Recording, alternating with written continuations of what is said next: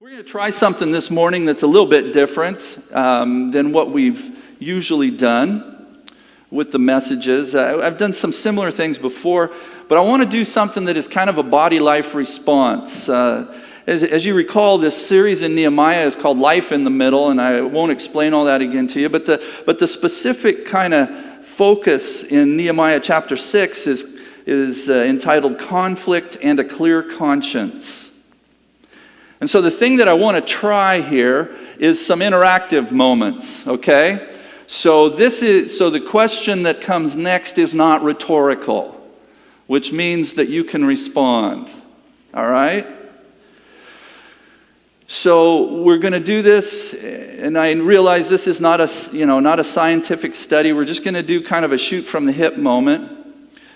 In respect to that subtitle there, Conflict and a Clear Conscience. And I want to ask you this question, and I think this might be in your outline. The question is this: how would you describe your emotional response to this concept, conflict on the horizon? You can see something coming. Okay, right? I just heard one. And we're going to put these up on the big screen if we can do this, I think. So the first one I heard, you can keep that question in mind, but the first one I heard is fear. Fear. Are we going to be able to put that up there? I'm looking. There it is. Technology. Give me another. Fear. What else?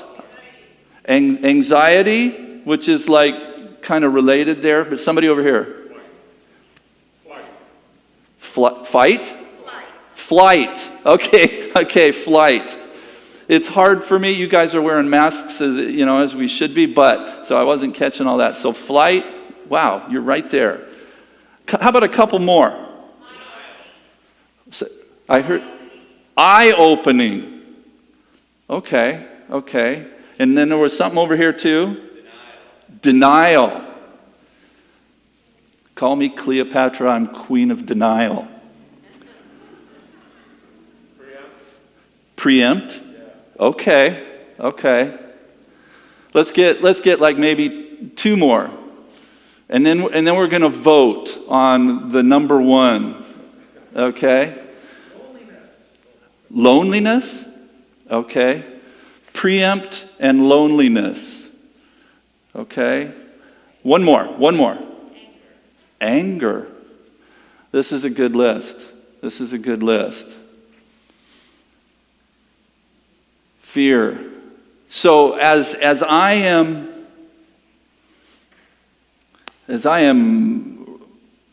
coming into this meeting, whether it's with one person, maybe your spouse, or a group of people, or a coworker, or some other students that you're going to sit down with, and you realize, you can see that there is a difference, a strong difference of opinion. One of the definitions of conflict is the sense that if you get what you want, I can't have what I want. And so one of the words that you take kind of next to that and say, if it's this, then it's not true conflict, is misunderstanding. Because misunderstanding, sometimes it gets into conflict, but if you can communicate effectively, then misunderstanding is not like you stand here and I stand here, and we're in opposite camps. We dialogue and we work through it, and things work out. So a couple of these are kind of not necessarily bad things or things that we would look at and go, but most of them there, let's see. I'm curious, Russell, you said preempt. What does that mean? Yeah, before you see it coming, so you do something to try to, lessen the blow. Okay. Head it off in the pass, or at the pass. Okay, so get there first and eliminate it if you can before you get there. Eye-opening was Terry, I think, back there. Why eye-opening? I think that when you have conflict, then you are able to see different sides of things, different points of view, and so it might open other people's eyes to a different opinion. Wow. That was very broad-minded of you. And I mean that sincerely. That takes us in a whole different direction, though, in seeing that there can be, you're going to have to assume in that there's probably going to be compromise and learning that takes place. And the unfortunate part, and the reason why a lot of these other words are up there, is conflict isn't typically a place that we go to with learning in mind. Correct? We go to establish position. So let's see let's go really quick, just by a show of hands. You can only pick one, but we're going to see across this group this morning. I don't know how many people we have here, 100-ish or plus, but which one you would identify the most with. Again, this is for those following along, this is a non-scientific study. But we're gonna do it anyway. So pick the one. You've got 1, 2, 3, 4, 8 choices up there. And we'll see which one seems to be the one with the most. First of all, fear. You can only vote once, remember? Okay. All right. Anxiety. See, like anxiety is fear's little sister, isn't it? Okay. All right. Flight. Anybody? It happens, though. Or avoidance, right? Eye-opening. Terry's going to vote for her, and Marlis is with you all the way. Okay. Denial. Okay. That's an interesting one, because it says that if I can deny that there really is conflict, then I can just move on and keep doing what I've been doing, hoping something will be different, which is the definition of something else. Preempt. Cut it off at the pass. Okay. Handful of people there. Loneliness. Conflict puts you in a place of loneliness. Okay. And the last one, anger. Anger. Okay. The one that received the most was anxiety. Whoever gave anxiety, you were the winner today. So, or you were the loser today. So this last week, my wife and I traveled east of the mountains to meet with some doctors and nurses and family members. And while we were there, some of you may have seen this, there was a fire very close to us. It was about a mile away as the crow flies. You could see it. It felt very much closer than that because it was on a mountain ridge. There was a valley in between where we were, and it was on this mountain ridge right on the other side. And I watched and I took video, and sometime I don't know what I'm going to use it for, but it was amazing because we watched. I know that there were people down on the ground working, but we watched as airplanes went to Lake Curlew and scooped up water and then came over and then dumped it. At one point there was 6 planes in motion, and simultaneously there was this smaller lake to our right. So Lake Curlew was down here, and the planes just kept circling over and around here. And then the helicopters had the big, and I want to say that they hold 70 gallons of water was what I had heard, and they were dipping water out of this lake and then coming this way. And there were 2 helicopters going, and so 6 planes and 2 helicopters and people on the ground, and somebody was managing the whole thing, communicating over top of what everyone was doing. And they kept I guess when the first helicopter showed up, there had been 5 acres of land that had been burned, but they held it to 162 acres of burned timber and grass and everything on the mountainside there. Which, to me, only 162 acres. But we're aware of a whole lot of things that are happening around us. In Oregon and California and in Washington, we're far more than 162 acres. But I wanted to raise a banner, and I'm going to bring this together, I think. I hope. For all the people who are doing things that keep us out of the middle of conflict. Now, in that case, it was conflict with fire. But I was thinking as I was watching them how shielded I am from a lot of things that are going on around me that are dreadful all the time. And I'm unaware often.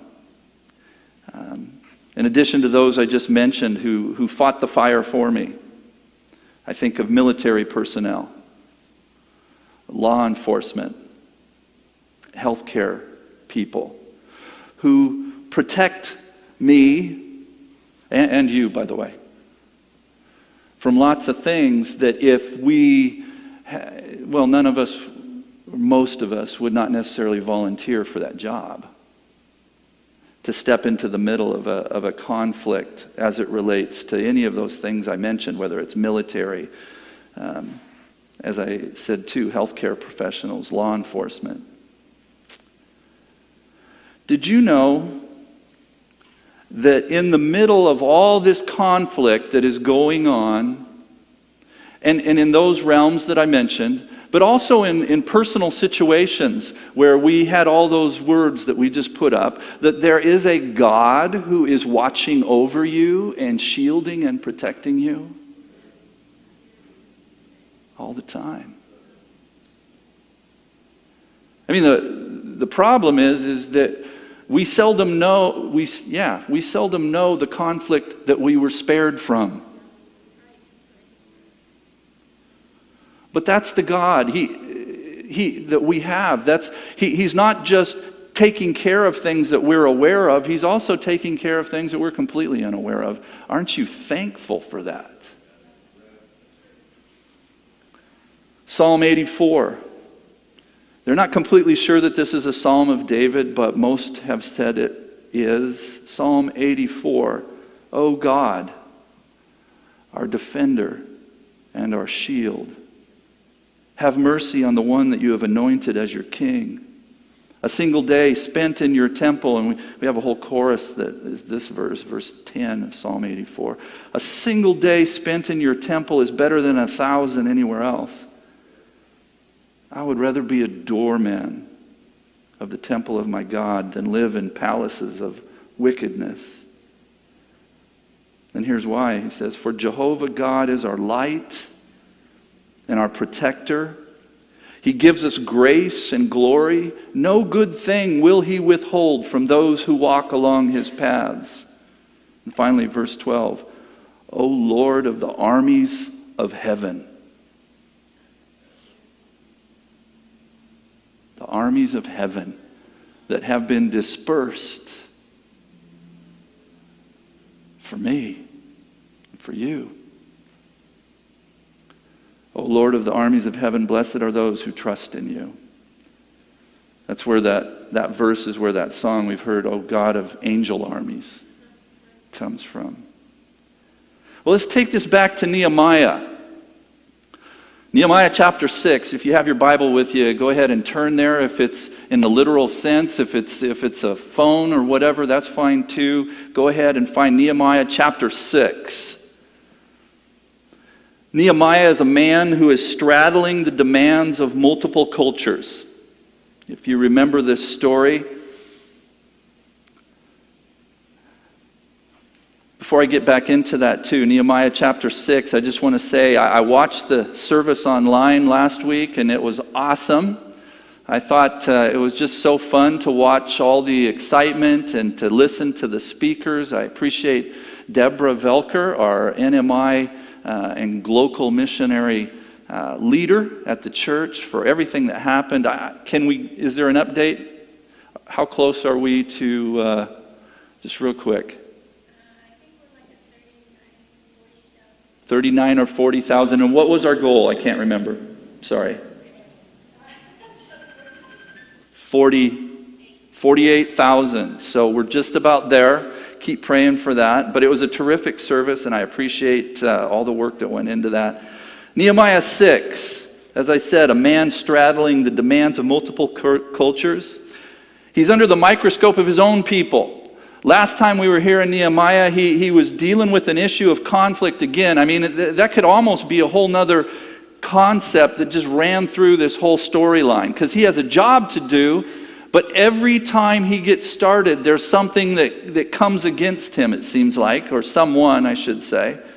And in the last chapter we were looking at, it was his own people who had set up a whole system of taxes and etc. that had led to people within the same family, in essence, having their kids go into slavery to pay off debt to folks who were their own family. And so Nehemiah has to come to them and go, we're having none of that anymore. And as I said, the confrontation or the conflict there is with people within the family. So I think that's doubly hard, to come to your own folks and try to create, inspire harmony in that situation. But he also serves in a position of significant authority under the royal command of King Artaxerxes. And there is a group of guys specifically that are mentioned outside of the Jewish family who come against him on a regular basis, and that's where we pick up Nehemiah Chapter 6. It says this: when word came to Sanballat, Tobiah, Geshem the Arab, and the rest of our enemies, that I had rebuilt the wall and not a gap was left in it, and then this is kind of in parentheses, though up to that time I had not set the doors in the gates. But the entire wall has been constructed then except for the doors. Verse 2, Sanballat and Geshem sent me this message: come, let us meet together in one of the villages on the plain of Ono. Now I want to reacquaint you with these people that have been mentioned, Sanballat, Tobiah, and Geshem. This is from earlier, but if you weren't there, I think Nehemiah chapter 2 is when we first meet these guys. But Sanballat the Horonite, and you might remember this, Sanballat means, or is defined in Babylonian, and this was his name, sin gave life. According to an Aramaic papyri, he is the governor of the Persian province of Syria, a contemporary with Nehemiah, about 444 BC. Tobiah, the Ammonite official, is also mentioned. He may have had the status of governor over the Ammonite territory east of Judah. I'm just reading this straight from a commentary, so you don't have to. A family by his name is prominent in Ammon during the Persian period. Tobiah seems to be of Jewish descent and has close ties to the temple and Jewish nobility. Many influential people are bound to him by oaths. He was one of those guys that had taken some of his own family extended family into slavery, making him particularly dangerous since he has a lot to lose from Nehemiah's reforms. And then the third name mentioned is Geshem the Arab. Seems to be the chief of an Arabian tribe that has settled in the area. Scripture references there, Nehemiah 2, verse 19 is when we first meet up with him. Apparently Geshem and his son rule a league of Arabian tribes that have taken control of Moab and Edom to the south and east of Judah.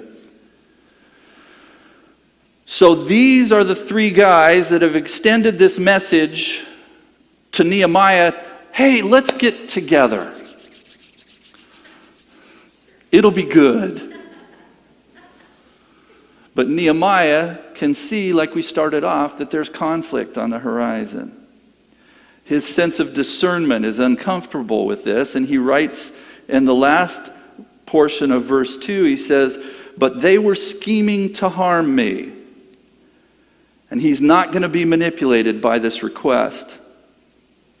In this situation, and I'm looking at this today, and I don't know where you're at, but the fact that kind of everybody could look at the idea of conflict on the horizon and see yourself in it suggests either you're maybe not in something right now, but you are familiar with that concept.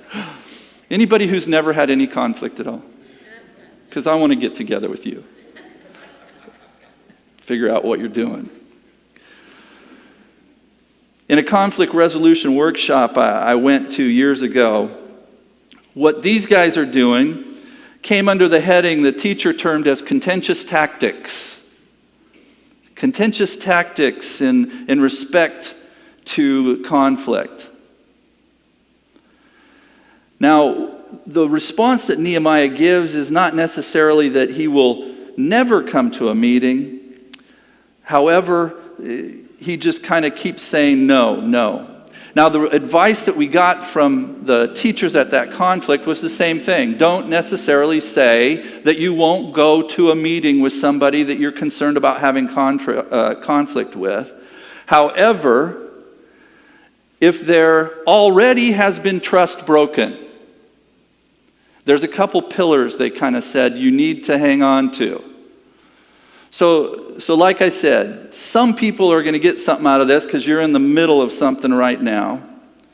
And Nehemiah kind of follows this concept. The first thing you do is you choose the location, they do not.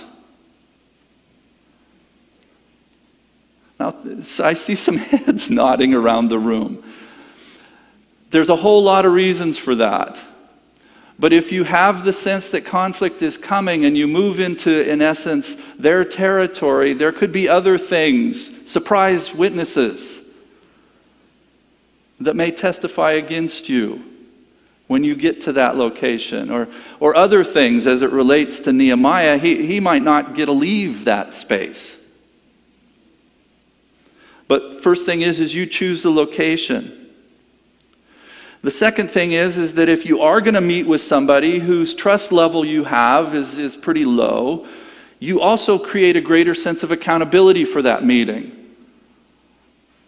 In other words, the invitation that came was just them together, you come to us. If you're going to deal with conflict, it's good for you to have somebody who isn't just related to those folks there, who is accountable. And maybe has authority beyond even what you have in that meeting. And you don't necessarily just show up. It's better if you tell them, hey, that's okay, because I've decided I'm going to come to that meeting. That's okay, I'll come, but I'm going to bring the district superintendent with me. I've done that one before. Just so that whatever you say is heard by somebody who has more authority than myself or you. And wisdom, hopefully. So here's what Nehemiah does in response. He says, verse 3, "So I sent messengers to them with this reply, I am carrying on a great project and cannot go down. Why should the work stop while I leave it and go down to you?" Which was all true responses. That's another thing in respect to a conflict dialogue. Speak the truth. I sent a text to somebody the other day, and I can't remember now who said this, but they were smart. And the phrase was simply this: integrity is the gift you give to yourself. If you act and speak from integrity, you don't worry so much. Because you don't have to wonder whether they're going to find out something that you said was not true. So he speaks the truth. He just says, why? I'm in the middle of a great project. Why would I want to do this? And all of that is true. It's probably shaded by the fact that he has some anxiety, like we looked at over this meeting. Then he continues, verse 4. 4 times they sent me the same message. They weren't giving up. And each time I gave them the same answer. How about that? Here's the truth about conflict. Sometimes we get so weary of the dialogue, or maybe equal parts hopeful that maybe they've changed and I can trust them now, that we will do things in our actions that really we ought not to do. We bend under that weight of weariness and hopefulness. And it's good to be hopeful. But we bend under that weight and we step away from something we know is where we need to stay. The critical thing here is he doesn't move. He stays, even in that statement. Back up to verse 3 for a second. I am carrying on a great project, and I cannot go down. Why should the work stop while I go? See, what is driving his position is his mission. And he's not willing to step aside from that mission for the sake of this shady kind of meeting anyway. And so he doesn't move. Sometimes even to acknowledge the debate that they're bringing in. We just want to meet with you guys. What is so wrong with just having a meeting? Come down here where we are. What is so wrong with that? Sometimes even just entering into that debate is a mess. True? Because now you're defending your position, and they're telling you whatever they want to tell you, and you end up in this place where you're just trying to defend, and you don't want to do that. Just stay on mission. That's what he does. Stay on message. Trying to explain to somebody who doesn't believe as you believe about a project in this case, or about a relationship, or about something else. Trying to explain that to somebody who you know doesn't believe as you do about this is just, again, wearying and a waste of time. And you just get more tired. And then the other side of it is, they may truly, as it is in this case, just want to tear down the work that's begun, or just tear you down. And you've stepped into that meeting, and now what do? It's not going to change anything to just spend time in dialogue with them without those, some other things built into it. Like I said, greater accountability. And they weren't wanting that. So, my suggestion, and I think it fits here with exactly what Nehemiah is saying, is do the mission, finish the project, then say, let's have that conversation. Follow through with what you have already been, in this storyline, have already been burdened by, led by God to finish, then have that conversation, if they still want it. Let's keep going. Verse 5. Then the 5th time. So 4 times they have already asked for this meeting, and he said no. The 5th time, Sanballat sent his aide to me with the same message, and in his hand was an unsealed letter, in which was written, this is verse 6, it is reported among the nations, and Geshem says it's true. Does that sound like a conversation you've ever heard? Ever had? It is. Everybody else is saying it. And Geshem, that you and the Jews are plotting to revolt, and therefore you are building the wall. Moreover, according to these reports, you're about to become their king, and have even appointed prophets to make this proclamation about you in Jerusalem. There is a king in Judah. Now this report will get back to the king, so come, let's meet together. In other words, I'm going to help you avoid this gossip, this ugly gossip. Even Geshem is saying it. Let's pry this open a little bit. Again, under the heading of contentious tactics.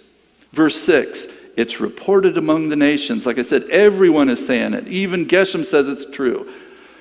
Should we be surprised when someone who has stood against us, not only us, but the mission, has a story to tell about us? The answer to that is no. We shouldn't be surprised. Of course, there's going to be all kinds of dialogue about what you're doing and around the edges of what is actually happening, because they're not supportive anyway. We were rebuilding at a church we were pastoring, and we were, I should say, remodeling. There had been a flood, and we had a payoff from the insurance company, and so we had the chance to kind of redo some things. And in what was, they didn't have an auditorium like this. It was, well, it depends on sanctinasium or gymnatorium. You've heard those words before. And kitchen, all rolled into one. And so we were going to remodel that, and we were talking with some people, and we thought, you know what? We should extend the kitchen service area. If you could think in this church where we have the service counter, but if that was like right at the back of the auditorium here, and it was their only eating place and fellowship place, and so and they had chairs in there just like this. But so we said maybe we should extend that a little bit and create a place, because the church, the foyer entry was a little bit wider than the center aisle here, but not a whole bunch, and it was just straight, and people couldn't stand and talk in there or fellowship in there because you would clog getting anywhere else in the church. And so we talked about it, and we thought maybe we should open up that service counter area and put some decent kind of seating in there, kind of like what we have, because we have the bonus of having a huge foyer space, but so people could sit down and talk if they wanted to, because there was literally no other place to do that. And so, and then a part of that was to put in a coffee bar, an espresso counter there at the time. And so it came back to me, there was somebody who was really upset, and they just came to me and they said, "We heard you're going to put a bar in the church." Yeah. And I said, "It's Texas, why not?" Whoops, I just told you where it was. No, but that's what came back to me. And I sat there, I remember being so frustrated and trying to unpack all that. And so I went to them directly and I said, "Where did you hear that?" And they said, "Well, somebody was talking. Gosh, it was just like this." And I said, "Really? You think I'm going to build a bar in the church?" Because that measures up to everything I've preached on Sunday mornings.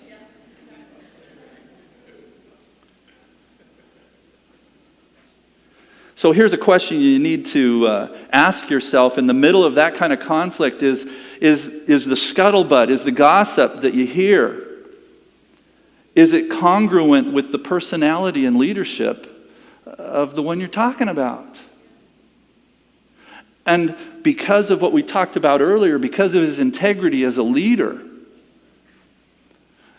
anybody who knew Nehemiah knew that he was not trying to build something for him. That was never part of his plan. He just wanted to serve God and his people. So here's the thing, is if you hear scuttlebutt or you hear gossip from Geshem or whoever Geshem is in your life, does anybody know what Geshem? Okay. You need to ask yourself, should I doubt the information or should I doubt the person that I know? And then move on. The second accusation that comes to Nehemiah is even worse than the first one. It's insurrection. Insurrection, and that there are supporters for him running around in Jerusalem proclaiming this insurrection. I just kind of want to say here this, that dealing with conflict is always hard. And if you're trying to achieve a project or a mission, it's even going to be harder because of all these things. And teamwork is hard to develop in the middle of pot shots from the outside and even some scuttlebutt and gossip that's happening on the inside. I wanted to share with you, though, and combine two thoughts here very quickly because we're going to wrap up here in just a second. I'm just going to read you some stuff here. I was thinking in terms of those folks who are standing for us in the middle of different types of conflict. And one of them that I didn't mention, well, I did, but I didn't go into it very far. But there's some people right now who are dealing with conflict on a regular basis every day, probably more than we can imagine in the healthcare industry. First thing is, I want us to start praying for them because they don't get to just go to work today and do their jobs. They go to work, they do their jobs, and because I can tell you some of the dialogue, we just had this last week with some people at the hospital there where Rhonda's mom is at, and they're dealing with a ton of conflict. And so I want to encourage you to pray for them. But I was thinking about that, and I went to a website looking for conflict resolution ideas. And this is on, and you can ask me for more information because I'm going to shorten it way down. But this was on the nursing management website. And I thought it was just such good stuff that I wanted to share it all. So I'm just going to run through it really quick. In dealing with conflict, and this was focused on the healthcare industry, but it's amazing to me how often something in the world boomerangs back and is completely reflective of what the Bible says. Almost like there might be Christian people working in the healthcare industry. First, be consistent. Have you ever worked for an unpredictable leader who is sometimes friendly and other times angry? Nothing discourages a team more than a leader who is inconsistent in their behavior. Number 2, keep the team, the whole team in mind. Negative behaviors aren't just a drain on you as a leader, they are significantly impacting your team. Number 3, almost like it's, like I said, biblical. Number 3, get your mind and heart right. The best time to deal with a personnel situation is the soonest you can, and to do it both calmly and kindly. If you're angry, distracted, or rushed, the conversation won't be as powerful or as meaningful as it could be. Number 4, convey worth and dignity. The employee in front of you is a professional with life experience, training, talent, and skills. Oh yeah, and they were made in the image of God. Number 5, observe healthy boundaries. Another way to convey worth and dignity to our employees is by observing healthy boundaries. We respect their choices as professionals and expecting that they'll participate in the needed positive change. In doing so, we acknowledge that we can't solely own their success. Number 6, lead with your truth. If you need to have a difficult conversation, lead with the tough message and be clear. Keep in mind that if you can't state the problem in a few phrases, you're probably not ready for that difficult conversation. Number 7, anticipate the reaction. One of the toughest things about managing difficult conversations is feeling unprepared and apprehensive about how the employee will respond. Number 8, expect the best out of people. Like I said, this is nursing management. But doesn't it work? In general, I found that people know when you're sincerely in their corner. Having someone who believes the best about you and knows you can be even better is an incredible motivator to change. Number 9, use your resources. This is interesting. Build your network of trusted advisors and be intentional about seeking and sharing knowledge. That kind of suggests that the first place to go isn't Google.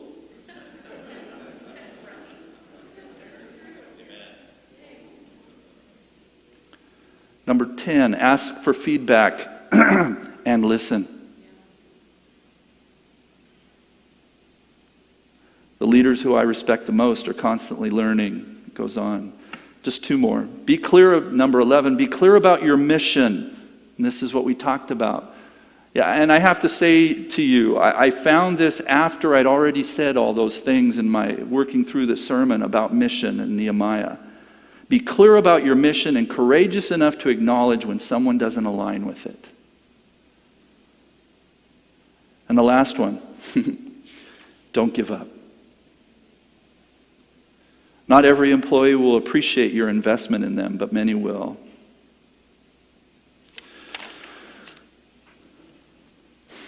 So this is a great time As you're praying for healthcare professionals, and in fact anybody who goes to handle conflict that you would rather not be there with, but this is a great time to pray for them and also recommit yourself to practices that are outlined here. Here was Nehemiah's response, verse 8.